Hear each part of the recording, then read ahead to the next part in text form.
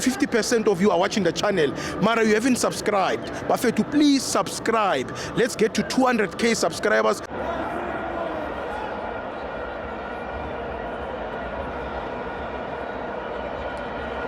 Welcome to my fans on TV. It's the FIFA World Cup. Bafana 0, Canada 1. I'm joined by T-Man. So Stivo, right put. Include. With Ekren. From the Mexico. Yeah. Mbona usitholi isinqanda mathi. Sale airport but asina visa. Tholi isinqanda sesigogwane. Uyangazi igogwane. Yakwazi. Ngithanda bona kodwa. Abahluphi lo. Yeah, abafoni kaphaya. Abafoni kaphaya. Babona nje masema masafuni service. Abafuni idatha. Ngiyadlala. So Stivo. Eswafethu saphuma ku World Cup.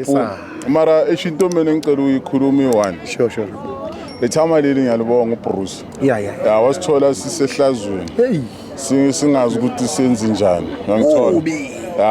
Guys wasithatha wasibeka endaweni enhle kakhulu. Proper. Lama player lawa abekadlala ngawonke.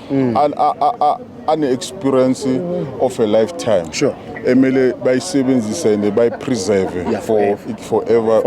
Noma bangaba uma coach nabo. Sure. Hugo Bruce done a great job for service for this country. Canada vandag mnganam besaba. Yeah, besithi must build up from the back. Sure. Bebanga sprays. Yeah, basaba na. Bebamele move and njengoba bamele move thina besifuna space either from immediately or at final third year. Yeah. But we could not get that because these people they were holding midfield by not pressing us. So kusho ukuthi manje beyengekho into besoyenza. Umuntu ofana no real, umuntu odlala ngespace which we could not get. That's why Hugo Bruce am keeping wafaka I defensive midfield because manje bese kumele sidlale route 1 because ayiseke into ongayenza. If akwazi ukudlala through the middle ama corridor ayikho into ongayenza. And akwazi ukudlala ema side. There's nothing you can do. Because thina sidlala ngama full back. So ama full back ifaka khona ukukhuphuka futhi. There's nothing you can do. That's why Paula bel rotate alahamba kahle njengayiphambili because these people bebahlelile hamba yakho uyangithola khona la beba pressa sakhona ukuthola ispace emuva samase but there was nothing you could do. What impressed me was the fact that this coach feared us. If ungabheka dewe bekudlala ngakhona la coach abethukile bengadlala ibhola inormal football lebe fanele bayidlala because utshelile ama player ukuthi labantu abamani ngavula lentwana le 20 years asevali izolilemaza so make sure ukuthi lingayenzi mistake midfield yenu kumele ihlale compact nenze sure ukuthi labantu baphushe ama side mara abantu baphushe ama side bangadlala ibhola. That's why ubheka umudiba bekathi makabamba ibhola bampress bathatha ibhola because bebangafuni aphathe ibhola isikhathi eside because umudiba ifike akhuphukile bebazolimala bona nomudawo bona umudawo njengoba banika amakhishina ethu bagcine bamenzana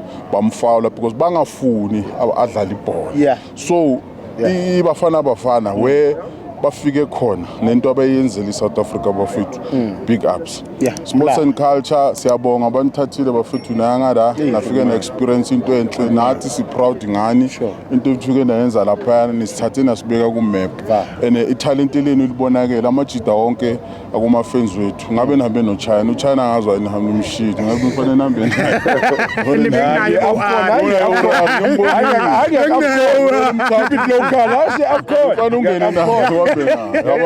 but it was beautiful whereby it was beautiful because into esibonile kule World Cup mina but I was into engizubhlungu abantu abangakwazi ukusupport icountry yabo abahlala abacriticize abahlala abakhuluma into ezibhlungu and then ama player lezo zinto bayazibona and once you play bona into lena and when you expect kusasa ukuthi ufike idlale kahle what you expecting thina as a country I hope we've learned ukuthi next time masiya ku World Cup masiya ku any tournament you stand behind the team noma ama player we Chiefs adlalayo noma ama player we Sundowns noma Golden Arrows or what we support the team sihlangane siphusheni abo China nabaye kulu complain bayekulu khalela iKaizer Chiefs ukukhalela ngingenathi shitlankalanga Azange ngikhale mina.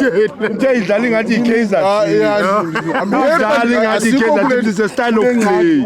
Their style of play was like Kaizer Chiefs. Zepa sikho kule ngxaki yonke. Yeba sikho their style of play. Mina angithi ngiyayibeza bafana. I buy every jersey bafana. I support bafana but style of play sabo sisimila kwiKaizer Chiefs. Amsukela umngane wami uyadlala mngane.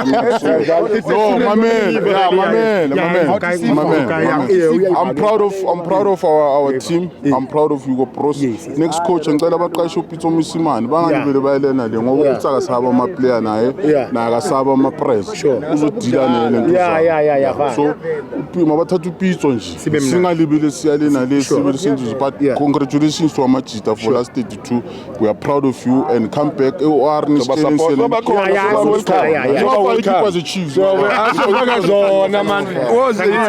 Thank you team ngiyabonga